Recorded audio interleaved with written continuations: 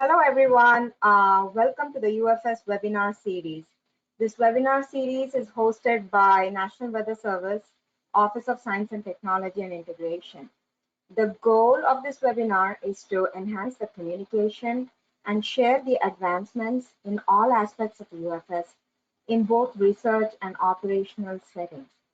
My name is Bhavana Rakesh and I work with Yang Yue, who is the program manager at OSTI, to coordinate and deliver this webinar. Feel free to contact us if you have any comments and suggestions. Today's webinar is going to be presented by Dr. Robert Hallberg from GFDL. He will be introduced by Dr. Runjan, who's the lead for Oceans Division. Before we get started, I'd like to quickly show you how the webinar notifications are shared and where you'll find it on the UFS portal. If you go to the UFS portal, which is posted at ufscommunity.org, we have a box called Upcoming Events where we share the announcements of the upcoming webinar, and there's a link for the abstract and registration, which will take you to the registration page. To look up older archived webinar events on the website, if you scroll down to the Stay Connected section, you can click on the View Webinar on YouTube, and it takes you to the archive page where all the webinars held so far have been listed. And it's over here. You can also subscribe for upcoming announcements by clicking on this Google form with this button. And before we get started, I'd like to go over a couple of housekeeping items. The microphone and webcam have been disabled for all the attendees. Raise your hands if you would like to be unmuted. We plan to have the presentation for about 45 minutes, followed by a Q&A session for 15 minutes. During the course of the webinar, you can feel free to type out your questions in the question box. And Dr. Bob Hallberg will read the questions, or if there are any technical difficulties, I will be reading them out aloud. With that, I hand over the stage to Dr. Runjan to introduce Robert Hallberg. Good afternoon. It's my pleasure to introduce Dr. Bob Hallberg, today's speaker for the UFS webinar series. Dr. Hallberg is an oceanographer at NOAA's Geophysical Fluid Dynamics Laboratory, Ocean and Cryosphere Division. He is co-leading the development of MOM6 Ocean Model and the SIS2CS model.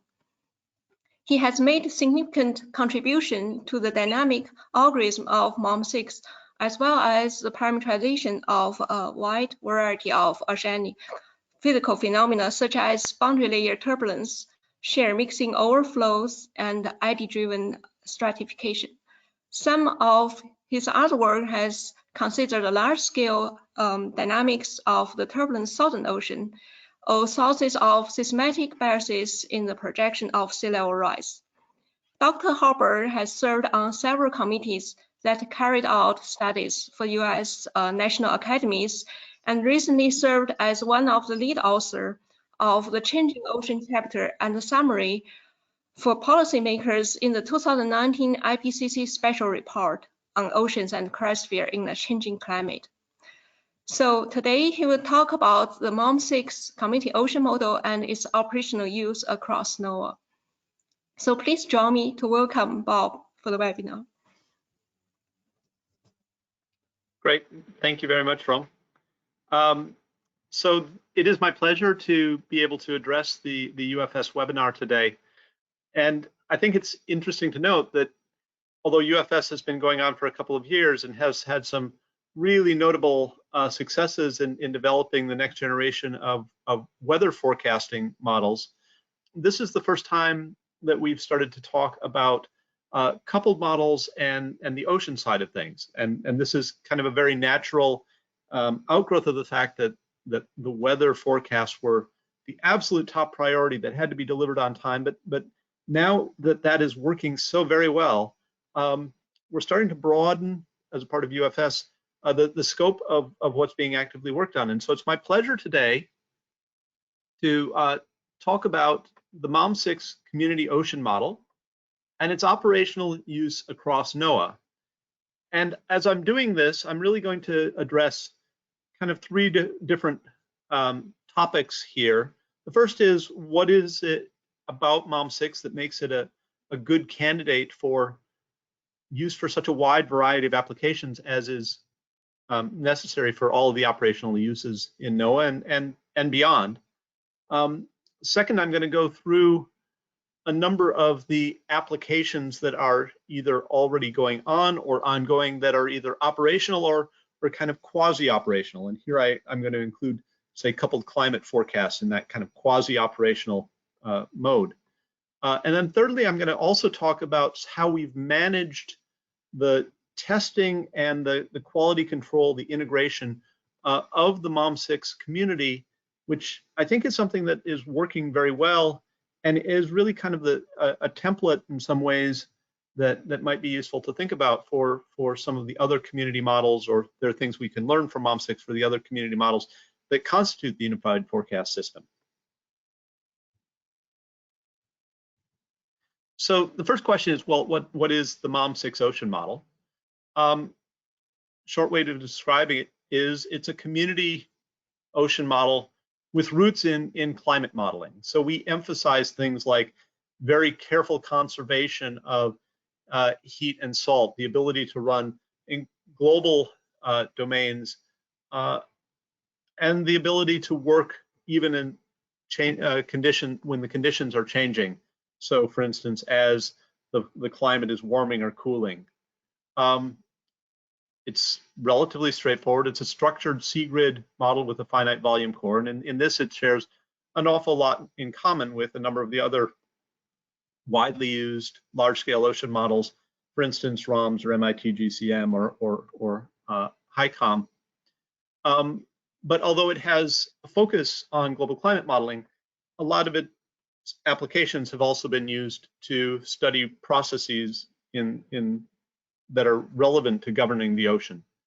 It's hydrostatic, and as I said, with its emphasis on climate modeling, we've taken a great deal to make sure that it is conservative to round off of everything that matters, including in cases where we have wetting and drying. The emphasis there really being on looking at, say, moving grounding lines under ice shelves and ice sheets.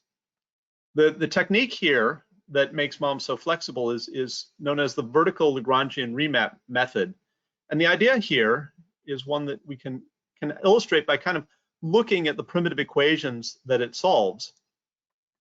You can write down the momentum equation, the continuity equation, and the tracer equation in a generalized S coordinate, as is done here. If you're familiar with these equations, they'll be old friends. If you're not, don't worry about the details. The main thing, though, is that you can split up these dynamics into two separate pieces that can be solved in separate phases. The first one is a Lagrangian dynamic update, which basically treats these as the shallow water equations with outflow across the surfaces. And so the momentum equation, that's most of the terms here. It's basically F equals ma, but moving with the coordinates in the layer, in the vertical. As you get vertical motions, for instance, as you see here in this picture on the right, you'll see that this is a downward plume with a kind of a nose that's rolling up into a big vortex in this dense overflow. And then the continuity equations in this Lagrangian phase are used to predict the vertical motion of the interfaces. dPds, S is the coordinate, dPds is essentially the thickness of each of these layers. And so in this case, this is being run in a way that we will be remapping it back to a height coordinate, back to perfectly flat surfaces periodically. But we don't have to do that every time step. That remapping is something that occurs as a part of this red remapping step, where you pick a target coordinate and you move it back towards it. And that target coordinate can be, well, it can be anything sensible. And the definition of sensible is you want things to be monotonic in the vertical. It is a vertical coordinate after all. You don't want your layers to get too horribly tangled and so on. But there's a great deal of generality in what you can do. And so you can use this to emulate any of the traditional coordinates that have been used in ocean models, be they height coordinates or a terrain following coordinate, a density coordinate. Now, the tracer equations are interesting because although these tracer equations are also being split up, they're being split up in such a way that you don't actually need to advect tracers in order to get gravity waves. The vertical motion associated with the gravity waves comes from the vertical motion of the layers. And so you don't need necessarily to step the tracers with the same frequency with which you step the rest of the system. And so this allows us to think of there being essentially 4 completely separate time-stepping cycles in MOM6, ranging from a very fast time-stepping cycle associated with the fastest motions in these hydrostatic primitive equations, the external gravity waves. So these are two-dimensional linearized momentum equation, but with a time-integrated continuity equation to allow, for instance, for the wetting and drying and for essentially a perfect reproduction of what the sum of the layers would do. But because they're two-dimensional, they're relatively cheap. We step this with a very short time step that's maybe about a factor of 100 faster than we used for the Lagrangian time step, that blue part, which is essentially the stacked shallow water equations, including the vertical movement of the interfaces and the layers. And then we can integrate the transports over several of these Lagrangian dynamic steps and use those for the tracer equations. And this is where this system becomes particularly effective in Earth system modeling applications where we might have dozens of tracers that we'd like to carry around. Because we don't have to step those dozens of tracers with the short time steps that you need to resolve the internal gravity wave dynamics or the inertial oscillations or other more rapid motions, we can take a longer time step, and therefore they're relatively inexpensive to add these tracer advection equations, additional tracers to be advected around. Now, along with these, we also apply at the same time the thermodynamics, including vertical mixing, essentially what those of you from the atmospheric community might think about as the column physics part of the system. And then finally, we periodically remap towards our target coordinate systems. And this is something that you can think of as essentially a discrete step where you've allowed the motions to carry around the interfaces, excuse me, and then we will periodically remap them back towards whatever our definition of our vertical coordinate is. Okay, so the nice thing about this is that gives us no vertical CFL limit on our time steps. For other types of models, it's often the vertical advection that limits the length of a time step. And it allows, in some cases, for us to reduce the numerically induced diapicnal mixing, especially when we're tracking a density-like coordinate, as is shown up here in this top panel. But it gives us a great deal of efficiencies for biogeochemistry and a variety of passive tracers. Now, MOM6, with many contributions from the communities and extensive collaborations, has become fairly comprehensive in its list of available physical process parameterizations. Essentially, we have everything that would be required for a climate model projections, including parameterizations that are designed to work even when they're outside of the observed range of conditions. In other words, we're very careful to make sure that as we're extrapolating, we have physically based parameterizations. We expect them to work equally well at the last glacial maximum or in a future state where, say, the ocean is significantly warmer than it is now. And increasingly, we're moving towards building a lot of them around kind of an energetics-based formulation. As I mentioned, many of these capabilities have come from external collaborations, and I will speak a lot about this at the end of the talk.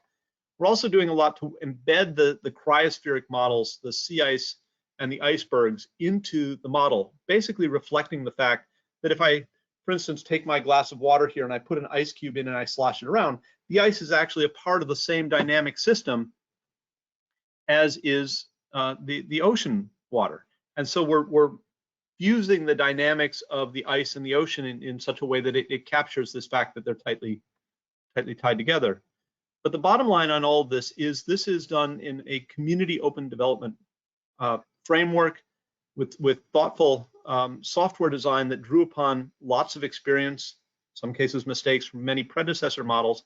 And so that you'll see a lot of this in the material I'm presenting today, where I'm only personally responsible for a very small fraction of what I'm showing. Instead, a lot of this is coming from our partners in the MOM6 community of users and developers. So there are many different applications that MOM6 has been applied to. It's been used for everything from say idealized process studies like this 2-layer system where we're looking at the baroclinic dynamics and how to represent eddies, all the way up to something as comprehensive as GFDL's CM4 coupled climate model that you can see here.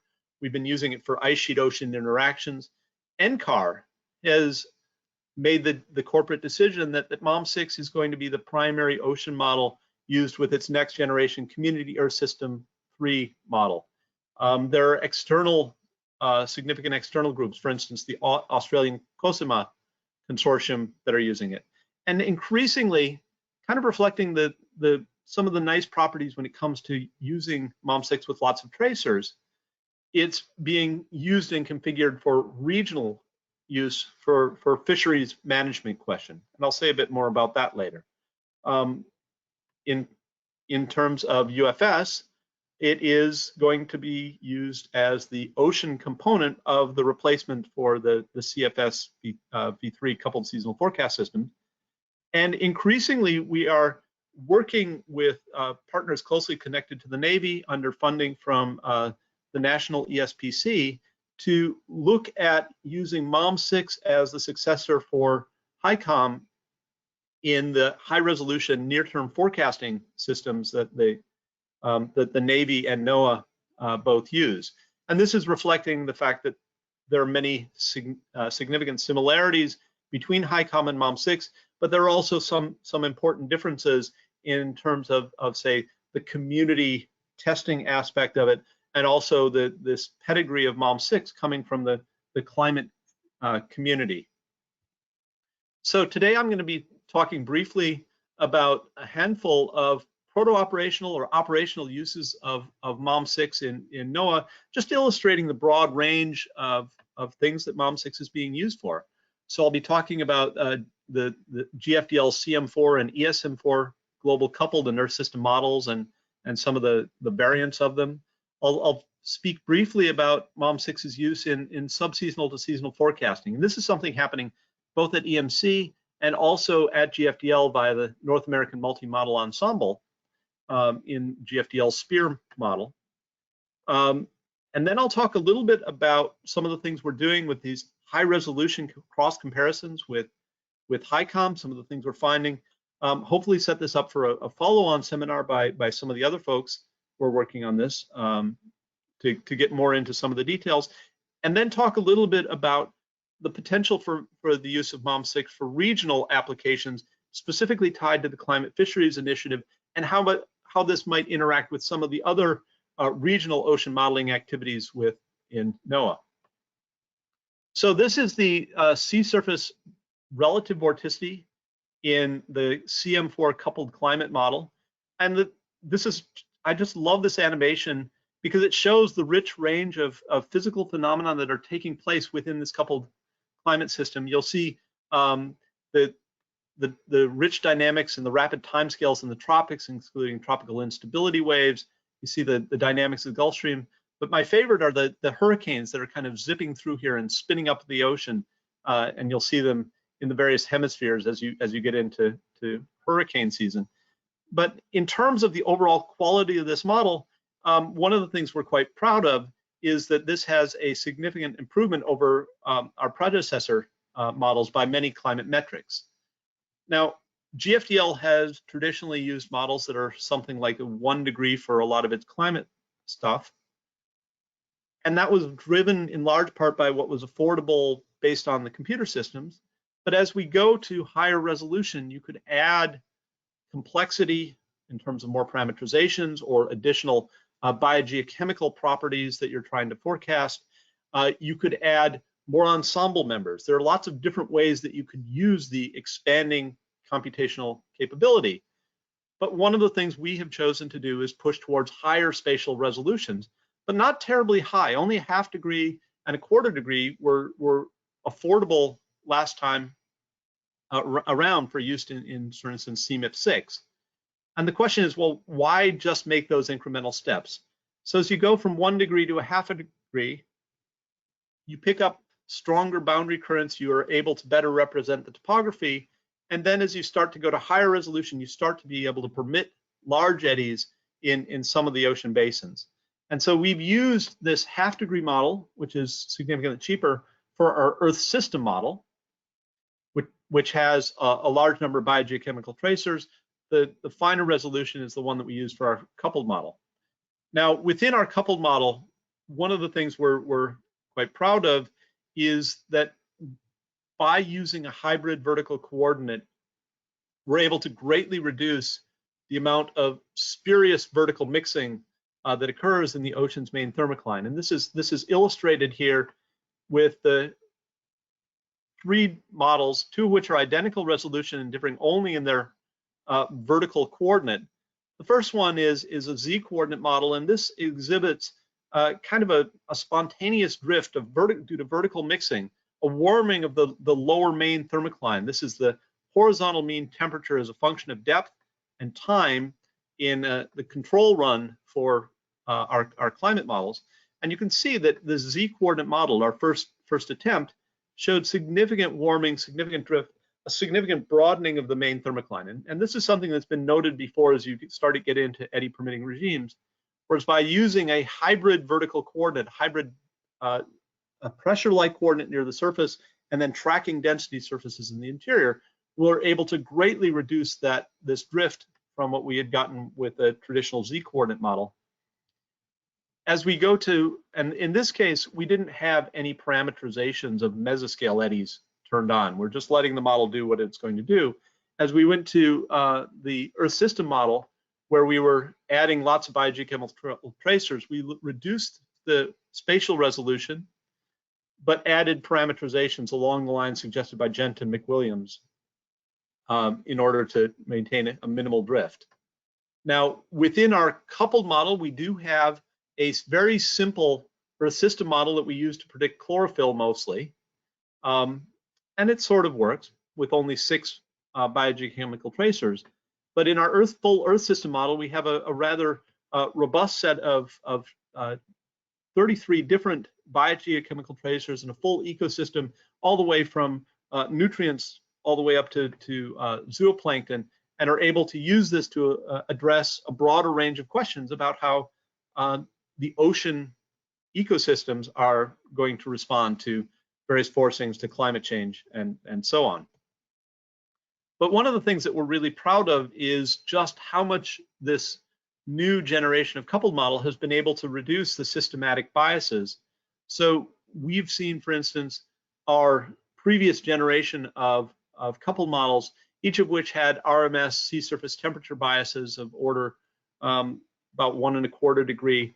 Those are down significantly in both of our CMIP6 generation of coupled model and our Earth system model, with the RMS errors here dropping quite significantly. This is something that's reflecting significant improvements both in the atmosphere and in the representation of the ocean. But it means that we're capturing more of the dynamics of the Earth system a bit better, and hopefully this is a more useful tool for projecting how the world will evolve. However, we're also noting that the resolution that we could afford to carry out this large range of simulations is pretty limited in what it can do in terms of its ability to explicitly represent mesoscale eddies. And so following on from this, we at GFDL are working on a hierarchy of higher resolution coupled and ocean-only models And here in the bottom right, you see the surface speed in a 1/8 degree variant of this previous quarter degree model, with the kind of the goal being to resolve enough scales to start to admit first baroclinic mode, basically mesoscale eddies, over a larger range of latitudes as we push to higher resolutions, as illustrated here in the bottom left. And as we do so, we found that we're able to obtain very similar climate signals, large-scale climate signals. So some of the big things we've been looking at actually carry over very nicely from one resolution to another. This, for instance, is the 50-year zonal mean change from the late 20th century to the early 21st century, as compared with the observed trend from our new 1/8 of a degree variant and our previous 1/4 degree variant.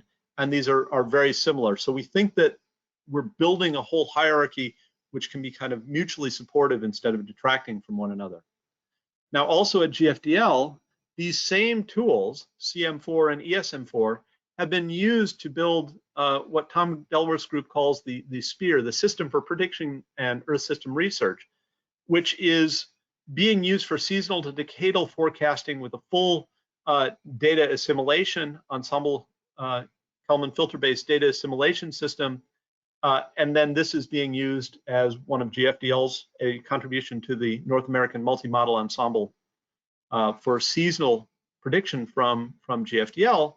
And this same model is being used by people in Tom's group, for instance, to try to separate out the climate signals from noise. In this case, looking at the strength of AMOC in this model, with initialized from observations with data assimilation, but an ensemble of different models to help separate the signal to noise of a potentially important climate signal, and help identify when we might be able to actually observe significant climate changes.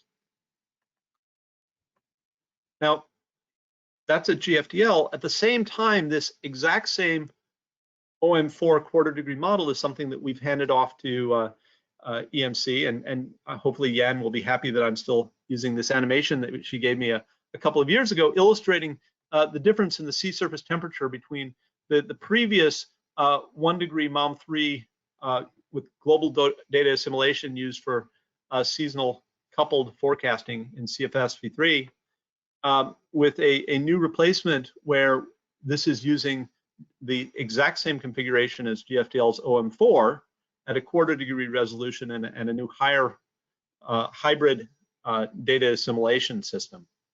And you can see that there are going to be some significant improvements, even just in the mean structure of things like the front associated with the Gulf Stream, that should help with weather forecasts, as well as the ability to forecast signals in the ocean.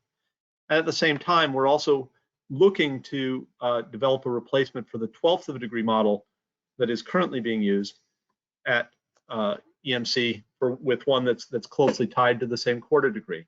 And this is in close alignment with this strategic vision driving the unified forecast system of simplifying the operational modeling suite. And this is a picture that various people have been using for a few years now to illustrate just how complicated the prediction suite is or was, and all of the different interacting pieces.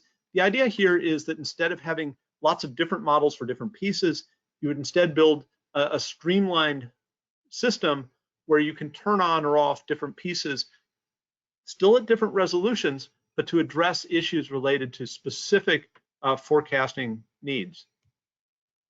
And as a part of this, the UFS also adopted a very outward-looking community-based approach for how these components were going to be developed. And MOM6 is one of these community components that is contributing to the new unified forecast system, each one of which has its own authoritative repository, its own testing regimes, its own basically way of trying to keep as many people engaged in as useful a way as is possible. This is all about opening up and allowing the forecasting capabilities to benefit from the tremendous capabilities within the oceanographic and atmospheric communities in the US. And the fact that MOM6 is very much an open development, open model, I think goes a long way towards helping to achieve those goals. So there is a new UFS S2S model that is being run and tested out, and Jiande Wang was kind enough to share a few slides kind of describing it. Again, this is the ocean component here is based on MOM6. The sea ice component works on the same grid, but in this case is the CICE version 6 sea ice model. And these two have been successfully used together. And then in runs evaluating how this works in comparison with observations, the results are pretty favorable. So this is a comparison of the January and April mixed layer depths in 30 days runs, initialized from observations. You let the model go, look at it at the end of the month in comparison, for instance, with Argo, and shows a seasonal cycle that is doing pretty well. Similarly, you can look at things like the speed associated with the loop current or the Gulf Stream or the Kuroshio. And so this is one that's tracking reasonably well with observations. Now, the fact that we've only run it that Jiande has only run this for 30 days hasn't really given the model time to really mess up, but it is still quite gratifying that it is reproducing the state of the ocean and holding that for the desired timescale of these forecasts very nicely, and is able to reproduce things like the equatorial undercurrent speed these are again in 30-day runs starting from the beginning of each month, and is doing quite a nice job of reproducing the seasonality with this new prototype for use in the UFS. At the same time, we are also collaborating with Ellen Wallcraft and Eric Chassigny and others on trying to evaluate whether we can unify the Navy and NOAA global ocean modeling capabilities by doing close comparisons between results from HICOM configurations that have proven themselves and been used for several years with MOM6 configurations.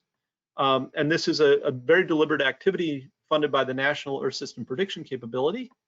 And it really is recognizing that there are overall some very nice complementary designs and strengths of these two models. Specifically, MOM6 has a lot of capabilities that are directly tied to its legacy coming from being a climate model. So very strict adherence to conservation of properties, its ability to use a full nonlinear equation of state, including issues related to pressure gradients, its ability to have sea level evolve over time, and so on. While at the same time, the Navy has really made some tremendous investments and developed a great deal of expertise in things related, for instance, to real-time data in ingest and feeding it into the data assimilation system, getting systems that just work robustly every time, all the time, and are able to deliver on the mission goals. And so these are very much complementary, and we're learning a lot from each other. Now, overall, they're very similar, but there are a number of different areas where there are some significant differences that we think can be attributed to differences in the numerics. So, for instance, this is the Gulf Stream, 3-year mean Gulf Stream from the two different simulations, and the sea surface height variance. And even though they have the same forcing, the same topography, we're still seeing some interesting differences, for instance, in the magnitude and extent of the eddy field. And by cross comparison, mixing and matching different parameterizations, we hope to be able to capture, for instance, this nice extension of the Gulf Stream eddy field in MOM6, while also trying to figure out what is it about the difference between HICOM and MOM6 that's leading to a difference in the separation point near Cape Hatteras here, which is something that is of significant importance for actual operational forecasts. And these are things that we're increasingly able to attribute to specific aspects of the numerics of the different models, and then by mixing and matching, we can probably come up with, we expect to be able to come up with something that is coming up with the best of both of them. Here's another example where in these 41 layer simulations, this is quite a bit lower vertical resolution than we had been using in our climate models, but the overturning circulation in the 41 layer HICOM is doing reasonably well with a very nice deep North Atlantic outflow, much deeper than we were getting in the 41 layer global MOM6. And by going back and looking in diagnostic balances to try to figure out how they're differing, one of the things we found here was that we were perhaps remapping to density surfaces too aggressively in this high resolution eddying model. And so by slowing it down, by not forcing the coordinate surfaces to get back to the target positions abruptly, but slowing them down, we were able to reduce some of the mixing that we think is contributing to these differences in the overflows. And there are other algorithmic changes that we think are suggested based on these comparisons, thinking, okay, instead of just kind of using these simple methods, are there better ways that we can reformulate the system so that it works more adaptively, more automatically in a wider variety of different parts of parameter space? And I think this is really kind of a nice illustration of the way that having different groups with different applications of the models, but using common tools, allows us to learn from each other, allows us all to make each other better going forward. And here's another example. In this case, this is the third area where HICOM was exhibiting some significant, was significantly better than the MOM6 12th of degree simulation, is in the loop current shedding. HICOM was shedding loop currents regularly. MOM6 by comparison was shedding them much less frequently than in fact is observed. And this is something where by close comparison and then starting to swap some things in and out, we think this is something that's related to the details of how the bottom drag and the lateral side drag parameterizations are implemented in these two models that's contributing to this destabilization or not of this loop current eddy. And so we think that we're going to be able to learn from this and improve MOM6 pulling in capabilities of HICOM and really paving the way for this same modeling system to be used by the Navy and NOAA across a wide range of different scales. And then the other emerging area is the use of MOM6 for regional modeling. And now, of course, regional modeling is something that's been done for a long time, and it essentially permits you to put in much finer scales and resolve smaller features than you could if you're modeling the whole world. But the MOM6 algorithms are particularly attractive for applications that use lots of biogeochemical fields, such as regional ecosystem modeling or fisheries. Again, because you don't have to use the short time step dictated by the dynamics for all of the tracers, and the number of tracer fields in a comprehensive ecosystem model gets to be quite large, to the point where if you don't have this difference in the time steps, the ecosystems vastly dominate the costs of your calculations. And this is one example of this fairly high resolution regional application of MOM6. This is work that was done in collaboration with Enrique Kirchitzer, Ralph Dusen, and a whole group of really talented people in a configuration that's been used with ROMs for quite some time.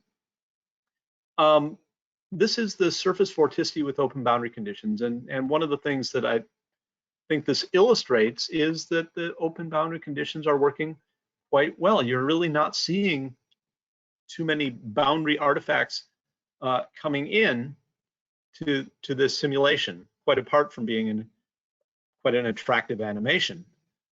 There are some that are there, but they're subtle, and we're working on even improving those, but we're quite pleased with how this is working in a regional configuration. But this adds kind of an added complexity when we think about how this fits with things that are already going on. Now, this is a diagram, much like various ones that people have done for various things, looking at the spatial scales and the temporal scales associated with different physical phenomenon or with different decision points. And when we're thinking about fisheries specifically, there are a very broad range of spatial scales and temporal scales or time horizons of action that have to be brought into account. And so this is maybe giving us a way to kind of think about how to develop new capabilities drawing from the community without stepping on the toes of people who are doing this every day, and build up kind of a collaborative partnership slowly over time instead of abruptly, and letting it basically evolve naturally. And here I would note that the National Ocean Service has a very extensive coastal ocean modeling program, which does routine forecasts of the flows, the water properties, the conditions in all of the major ports around on the ocean side of the continental US and around US territories, and is really working to deliver near-term forecasts, something of order a week sort of timescales, that answer a lot of questions of real value and importance to people, and we wouldn't want to do anything to disrupt that. But these are, in many cases, now they use either the ROMS Ocean Model or FVCOM, and the idea here is that there are a lot of similarities, structural similarities between ROMS and these, what we can do with a MOM6 with a hybrid coordinate. But MOM6, because of the way that we can take long steps with tracers, makes it a really good candidate for answering a lot of questions that are needed on the fisheries side. So our emphasis here, and this is something that is being funded now with the Climate Fisheries Initiative, is to develop a series of regional basin scale configurations of MOM6. They'd be forced at the boundaries from the global configurations, but really with a focus on spanning the areas around the US with a platform that is useful for studying ocean ecosystems and questions specifically related to fisheries. And so over time, what we're envisioning is that these larger scale questions related to fisheries specifically and Earth system modeling would be coming from this MOM6 capability, whereas the existing National Ocean Services work on regional predictions are coming up from the smaller scales, more locally targeted, with the idea that we can kind of meet in the middle and over time exchange capabilities, become comfortable with one another, maybe even look at importing some of the capabilities from ROMS, working in collaboration with those capabilities in a way that allows a lot of NOAA's needs to be met, but with really careful attention not to step on the toes of anybody who's already working in this area. So I'd like to take just the last couple of minutes to say a few words about how we're doing the open development, working as a collaborative community via GitHub. We're doing something that it's basically open development. Whatever new thing we're doing is immediately visible from the time we do this. And we're working on this with a kind of a framework where there are, say, 6 different major branches, each of which has a slightly different focus, but is a point of contact for multiple users. But each one of these major forks, major hubs, is responsible for doing all of the routine testing, regular testing, to make sure that any of the configurations that hub cares about, be it EMC or be it GFDL, isn't affected by changes to the model. So as, say, some new capability is contributed by a user, that would first pass through the GFDL hub, which would evaluate things, carry about regression tests. But then once they're passing those regression tests, that's something that we offer up to the rest of the community. But all of the synchronization here is always done by consensus and under the principle that we will try to accept things as long as you're not breaking things for somebody else. And so we have objective ways of evaluating that. First one is with extensive testing, extensive regression testing of anything that works. These are short versions of large-scale models, full models. But also there's an extensive set of self-consistency testing that we do with MOM6. And this self-consistency testing is something that any user can do anywhere. They get immediate feedback. Did it break? Did it not? Is it identical? Is it not? And so they can fix it before they even offer it up to this larger group. And so far, we've been doing this for about 4 years now. We have been able to keep all of these different major activities working together, working by consensus, and manage to keep all of the different efforts using MOM6 tightly integrated to avoid any kind of long-term splitting up into separate efforts. So with the regression tests, each of the major centers will carry out what they define as their own set of specific tests. They are particular to their computer, and they make sure that they get exactly the same answers unless they expected and wanted the solutions to change. And the objective here is once you have a solution that you think is right, the regression tests make sure that you never lose it, that it never breaks. At the same time, MOM6 has a whole set of self-consistency tests. And for each one of these, you have to get bitwise identical answers. In other words, they are either right or they are wrong. There's no maybe about it.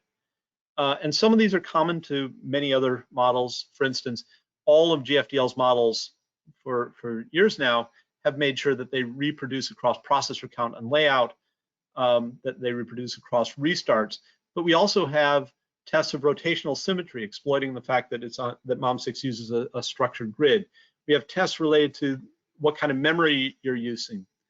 We have tests that look at whether the parameters that you put in are actually the parameters that you actually used. And then finally, this is one that I think is quite unique to MOM6. We have a way of testing for dimensional consistency by rescaling different units by integer powers of 2. And so we're able to use this to test for dimensional consistency of every expression in terms of their units of length, time, density, thickness, heat content, and so on. We have 6 different units, and eventually it could become many more, especially with Earth system models.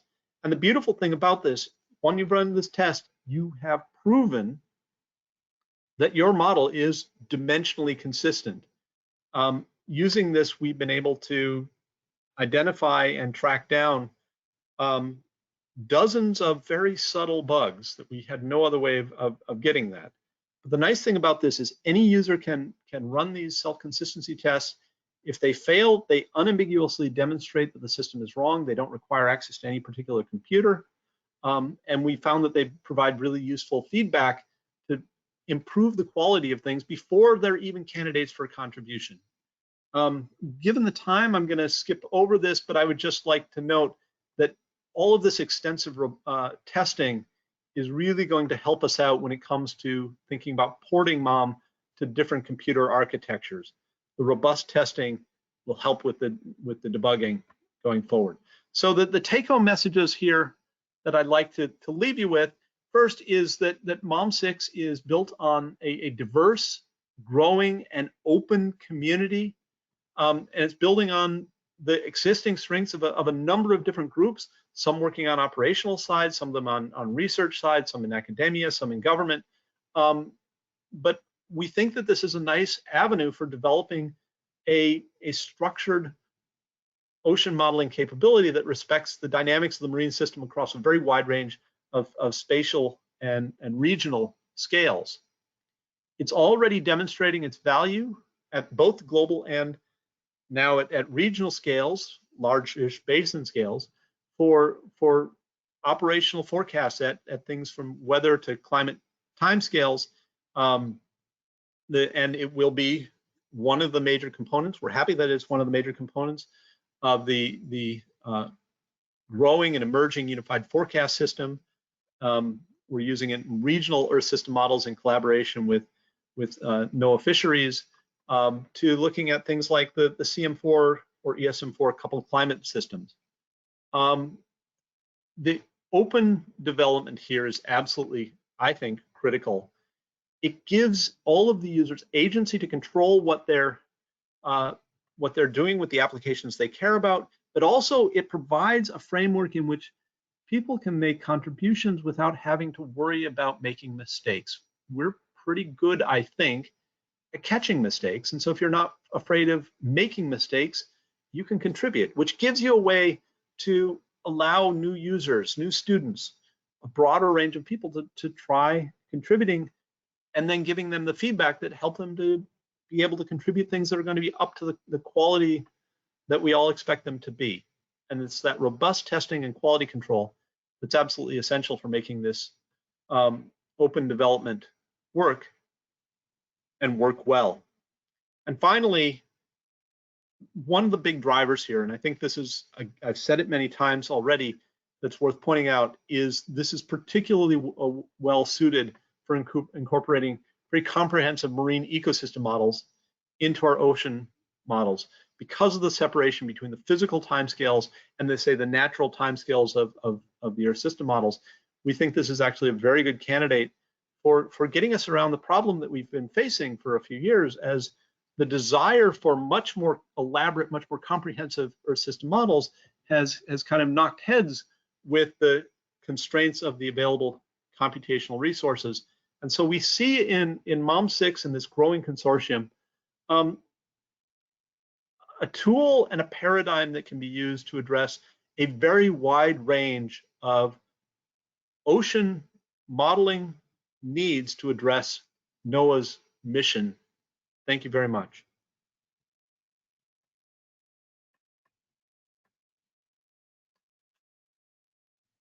Thank you, Robert. There are a few questions. If you can't see them, I can read them out to you. Let me see if I can open up the window here.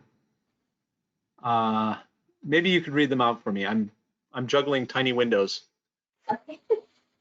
No worries. The first one is by Joshua Fu. He asks, is there stability issue if the top level of MOM6 is set as thin as 5 centimeters? Now the top layer is 2 meters. Okay, so in general, no. We routinely run MOM6 where the top level can be an angstrom. There can be some coupling issues. So depending on how you've written your coupler, there are a number of coupled feedbacks that can come into play. Specifically, if you have an explicit formulation of, say, the wind stresses as a function of the ocean velocity, if your effective vertical resolution, this is the vertical resolution after you've taken into account tight implicit coupling by thin layers in the surface, gets to be small enough that essentially a piston velocity times a time step is less than that boundary layer thickness. There are issues related to the coupling. These arise most prominently when we're looking at coupling between the ocean and the sea ice, where if you have significant melting, that can give you a very shallow boundary layer. And one of the ways that we're dealing with these is to embed the ice dynamics and the ocean dynamics together as an option. This is using SIS2, not CICE. Although if it works as well as we expect, then that's something that can be expanded. And similarly for both the thermodynamics and the dynamics. But in general, we are able to run MOM6 with very, very thin layers. And it's mostly that all of our vertical processes are done implicitly, and then the vertical remapping as the way of doing the vertical advection. We're remapping throughout the entire water column. There is no vertical CFL limit that we have to worry about. Okay. The next question is by Hernan Arango. He asks, do you introduce shocks the system during the remapping, say vertical velocity? Not that we've ever found. Okay. So for the vertical remapping, we're using there's a whole whole system here that Alistair Adcroft and Laurent White worked out. We're mostly using piecewise parabolic methods, but we're also careful in how we do both the edge value, the location identification, and then the vertical remapping. So we tended to use piecewise parabolic or piecewise quartic methods in the vertical.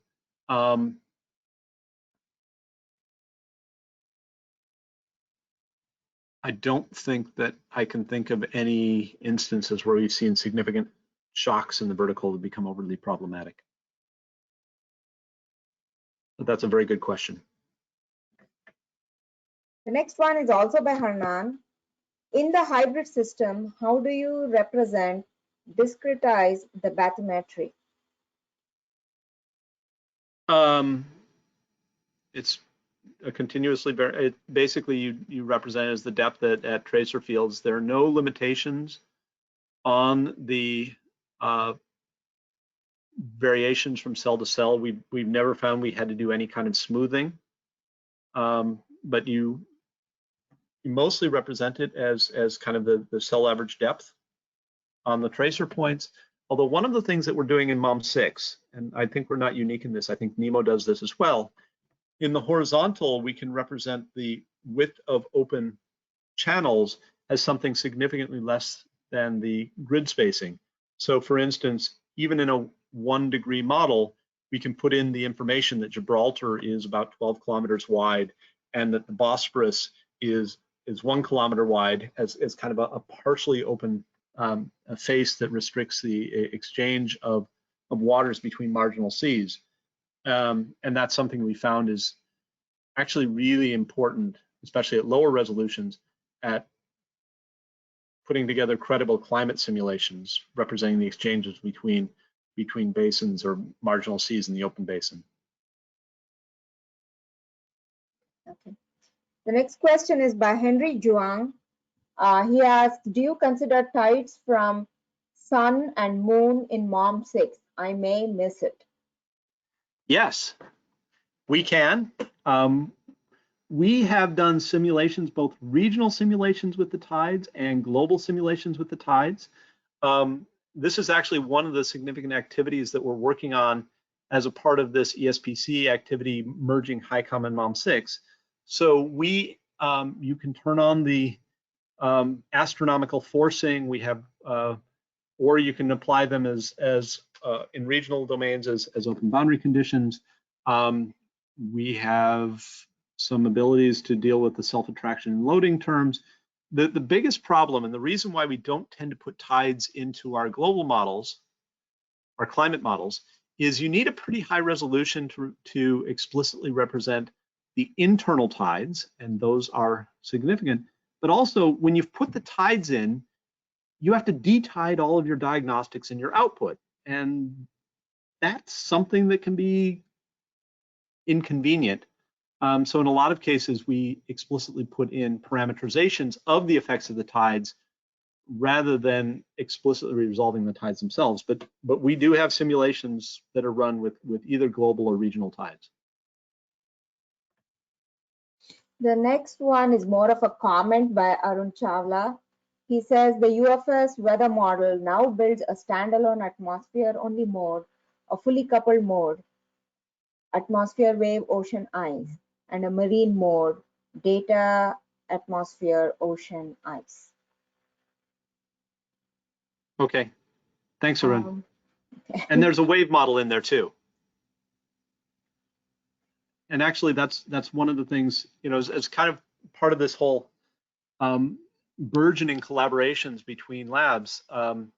We've actually had some really nice improvements in the wave model. So the WaveWatch 3, there's some really nice work going on to rewrite it to work with a tripolar grid in the Arctic, which will pave the way for our being able to use the same wave model that's being used for operations for climate projections into, say, a future regime with an ice-free Arctic, where you would like to be able to model how waves are working in this very different Arctic Ocean.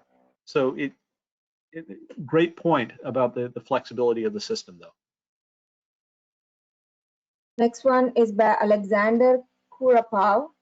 He says, great talk, thank you. How does the S2S model forecast predict anomalies from the annual cycle? Example at the 6 MO horizon.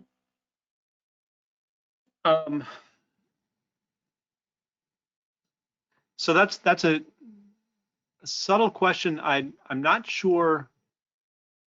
I mean, we basically, you run a forecast and then you compare the forecast with a climatology. So you're always, and this is true with any kind of weather model, any kind of climate model, you're always looking at anomalies relative to the climatology of that same model.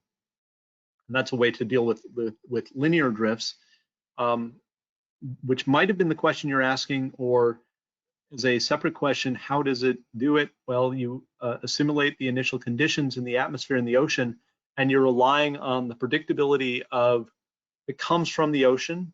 I'm not sure how far we've gotten with the land, but certainly in the sea ice, there's a lot of predictability on this many-month timescale of the sea ice distribution. If you know the sea ice at the beginning of the summer season, it gives you a lot of predictability for what the sea ice will look at the end of the summer season. And then phenomena like the Madden-Julian oscillation has a lot of predictability in the atmosphere. And so it's, if your question is, how is it that you're able to achieve predictability at 6-month timescales? Well, it's drawing upon that inherent predictability in the coupled system. And there's a lot of work going on to try to identify the sources of predictability. I could think of a couple of other ways to interpret the question, but hopefully one of the first two addressed the specific interpretation of the question that you were asking. Yeah, Bob, we have a lot of questions. If we probably need to answer them quickly, if you can. Okay. So the next one, I'll try to go through them quickly. The next one is from Jiazhu Zhang. He says, for the OM4 1/8 and 1/4 simulations with the JRA 55 forcing, is that data available anywhere for the community to download and analyze?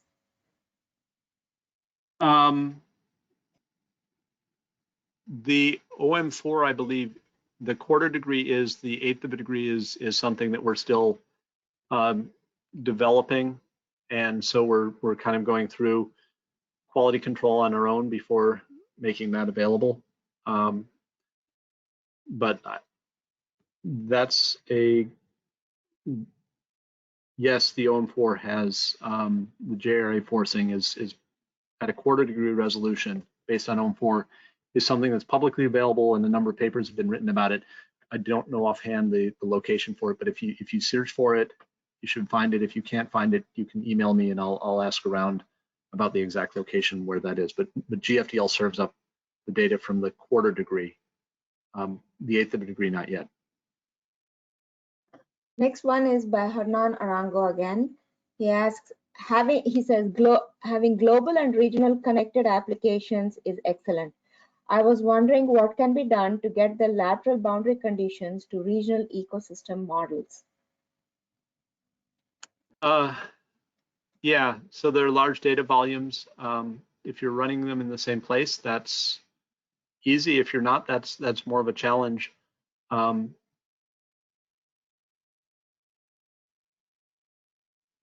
Next one is, yep. Oh, sorry, go ahead. Yeah.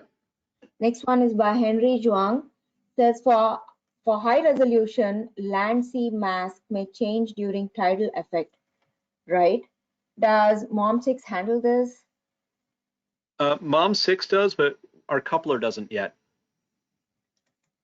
Okay. So MOM6 can wet and dry.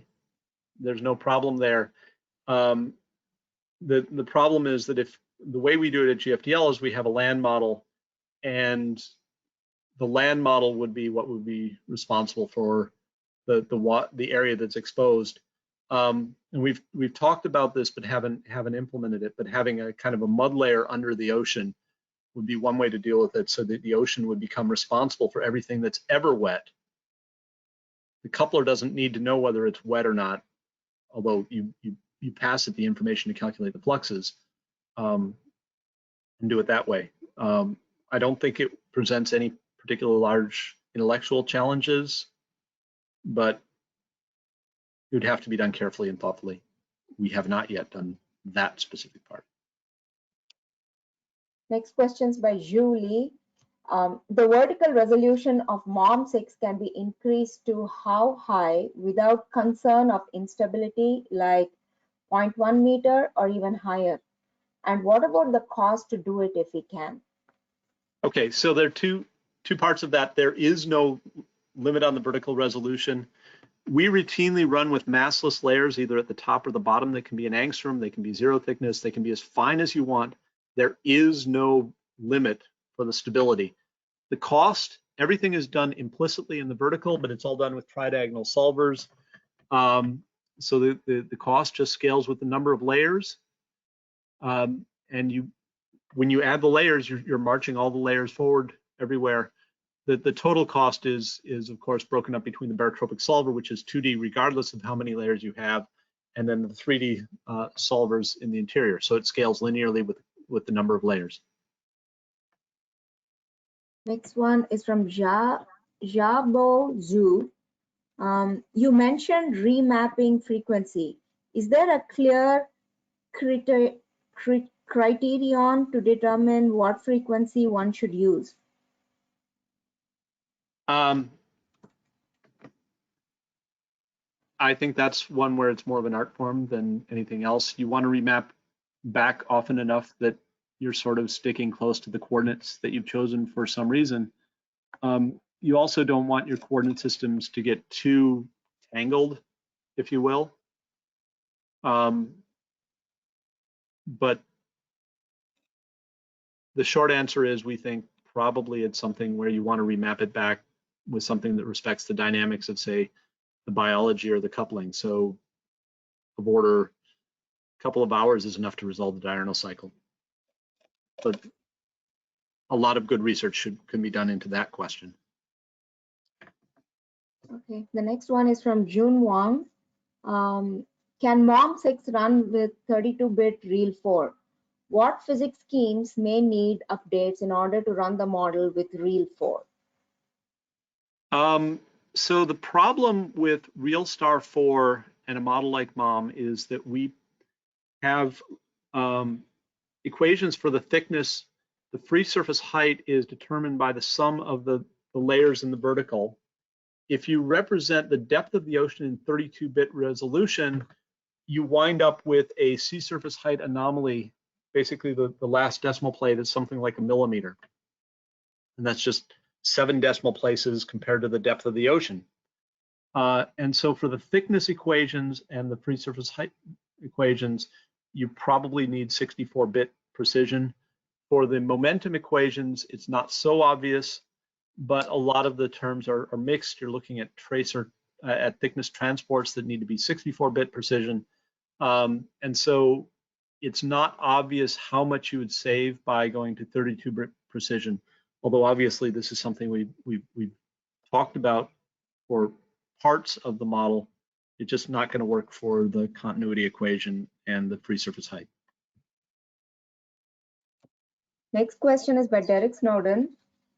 He asks, are the ecosystem models you're working with community models that communicate with the ocean physics through more standard interface, or are they embedded within the MOM6 code?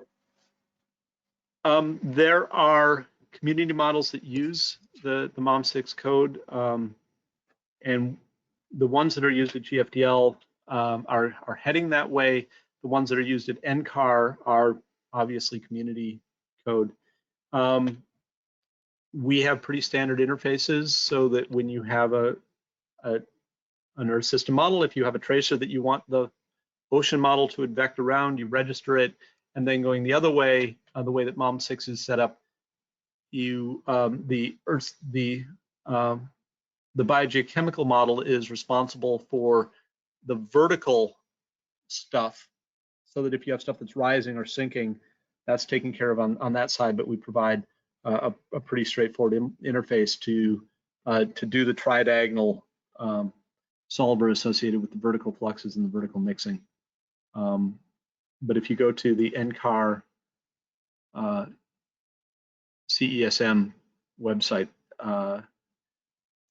there was some discussion about the use of Earth system models in a webinar earlier this year that might be useful to look at. And it is very much intended to be a platform for use with community biogeochemical models.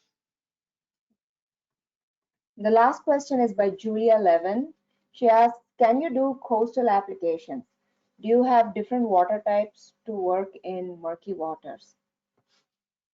We don't have a sediment transport module yet, although I can't imagine why we wouldn't, but we don't have turbidity contributing to the density as yet. That would be an interesting thing to take on. I don't see anything that would be particularly impossible about that, but we haven't been working on problems for which that was needed as yet. But it's an open development model. If somebody is interested in contributing it, that would be really appreciated. So that concludes all our questions. Jan, do you have any closing statements to make? Yes. Hi, everybody. Thank you so much. I cannot believe this. We still have more than 60 people staying on the line, even though we are 10 minutes over. This is the first ocean webinar on the ocean side. We will try to schedule more. If you are interested in giving a webinar, you can fill in the speaker information form on the web page. Like Bob mentioned, we are building the high resolution version of the model and also regional applications. We surely is going to, once they have a good progress, we will try to schedule those progress talk. Thank you everybody. Yeah, feel free to send a question to Bob. Bob, you have a lot of questions already. I'm sure folks have more to send to you through emails. Thank you, Bob. Wonderful seminars. Yeah. Thank you, everyone. A recording of this webinar will be made available on the UFS portal as well. Yeah, also the slides are available at the portals. Thank you.